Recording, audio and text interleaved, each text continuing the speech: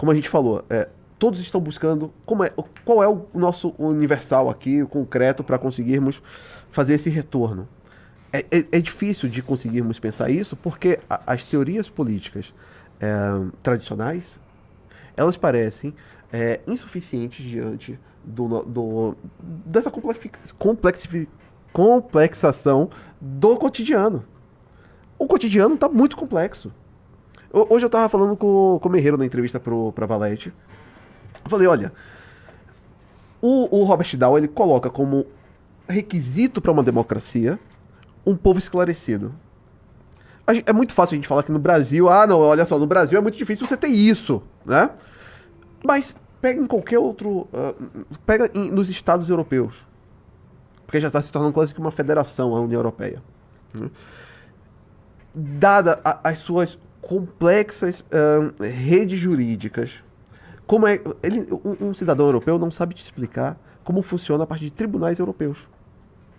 Eu fui a uma palestra do ex-presidente do Tribunal Europeu. É português, e ele foi dar uma palestra pra gente do Senado. Eu não sou senador, Senado é um grupo de jovens europeus, mais um baiano imigrante. E aí a gente foi lá participar dessa palestra, e aí ele começou a explicar como é que fazia e tal. Assim, é um emaranhado de burocracia, que no final das contas, para chegar na ponta, é o oposto do esclarecimento, sabe? Vai se tornando uma burocracia de tal forma complexa que na ponta o que você tem é o obscurantismo do funcionamento daquela sociedade. Você, a partir disso, pensar no referencial teórico aglutinador é muito difícil. Os movimentos aglutinadores à esquerda, o último que eu lembre a nível global, que conseguiu reverberar em vários locais do mundo, foi o Síriza na Grécia. Sim, é verdade. Foi o último. Foi o Síriza que falhou. Que falhou. E o Síriza na Grécia, quando teve aquele... Qual foi o grande ponto que eles conseguiram para aglutinar? Era basicamente ser contra essa estrutura de Bruxelas, né? Era mais Atenas, menos Bruxelas. Era mais pensar o país e não aquela burocracia assim, em rosto de Bruxelas. Foram engolidos por Bruxelas no primeiro dia de governo. A Troika desce lá e fala, olha, foi muito bonita, belíssima a campanha de vocês, mas a gente não vai dar dinheiro para vocês se vocês continuarem com esse assunto. O Varoufakis não demora no cargo, já pede para sair, fica um governo capenga e assim, tá lá, o Syriza continua sendo um partido influente, a maior partido de esquerda, mas enquanto aquela força morreu. E depois do Syriza, o que mais teve essa força aglutinadora? Na Europa, nada. Na América, também me parece que nada. No Brasil, nada. Tá?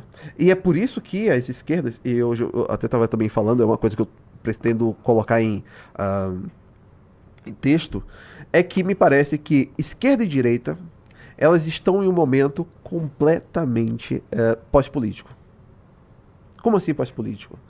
A esquerda, ela está cada vez mais indo para uma burocratização da atividade pública, que é recorrer a tribunais, recorrer a órgãos reguladores, recorrer a departamentos de Estado, e menos a questão do legislativo, por aí vai. E a direita, ela está indo muito mais para a ruptura. A ideia de ruptura. No Brasil nós tivemos isso.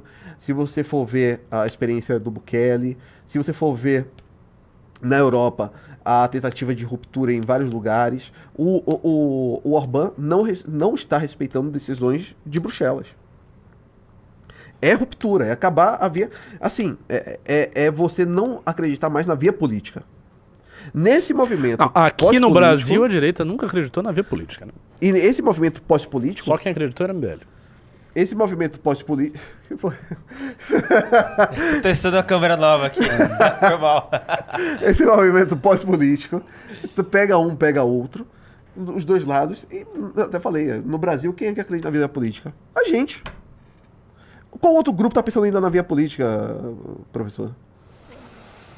Não, tem os grupos que pensam na via política daquele jeito, né? Que não tem nenhum projeto. O Centrão todo pensa na via política. Como a gente entra aqui pra roubar esse bando de otários. Então, assim, eu acho que... Eu concordo, mas eu acho que tem um grão de Salles aí, um grão de Salles nessa observação de que a direita passou, está na pós-política, coisa e tal, e havia agora... O que eu queria dizer é que, por exemplo, aqui no Brasil, e talvez em outros lugares, existe também uma certa leviandade sobre o que está realmente envolvido em assumir isso. Eu tenho uma grande sensação de que hoje existe uma espécie de radicalismo pós-moderno, que é um radicalismo do simbólico.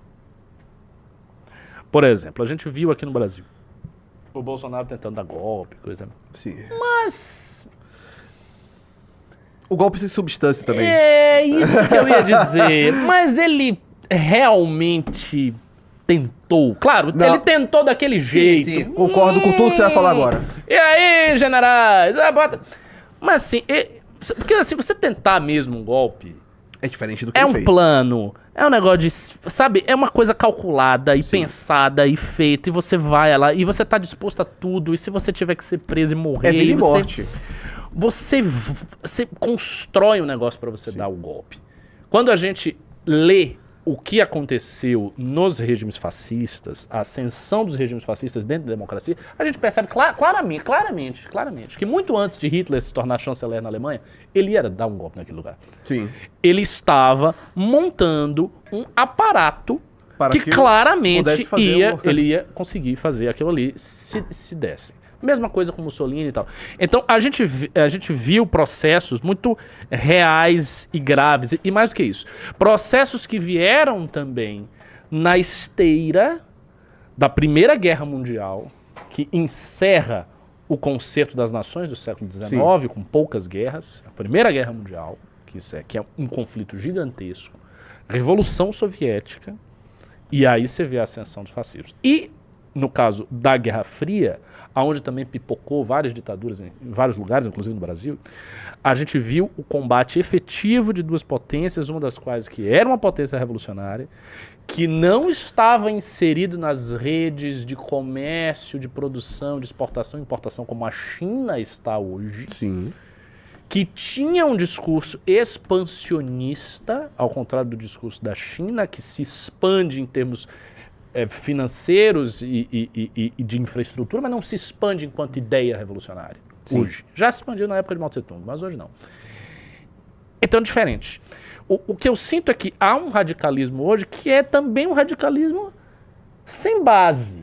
Um radicalismo com pouca militarização efetiva, com pouca base efetiva, muita retórica. Então eu não sei até que ponto realmente vai passar para a pós-política, as coisas vão realmente cair em conflitos violentos e tal. Talvez elas permaneçam no nível de um estranhamento por muito tempo.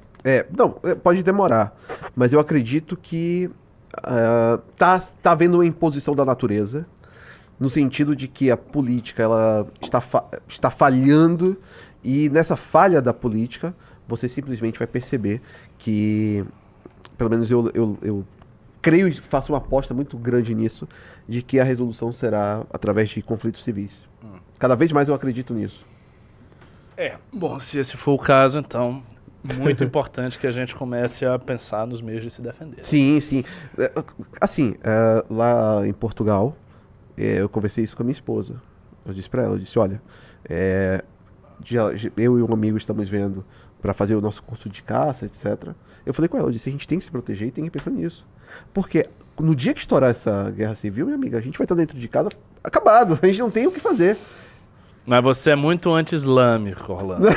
Eu não sou anti-islâmico. Eu vou querer que uns kebab lhe dê umas porradas aí, pra você amaciar. Eu até como kebab, cara, lá. Na hora que o bicho pegar, já tá o Orlando me mandando. O que eu preciso falar em árabe aqui pra conversar com os caras? Salam aleikum, salam aleikum, salam aleikum. Pra que lado fica a Meca? Salam aleikum.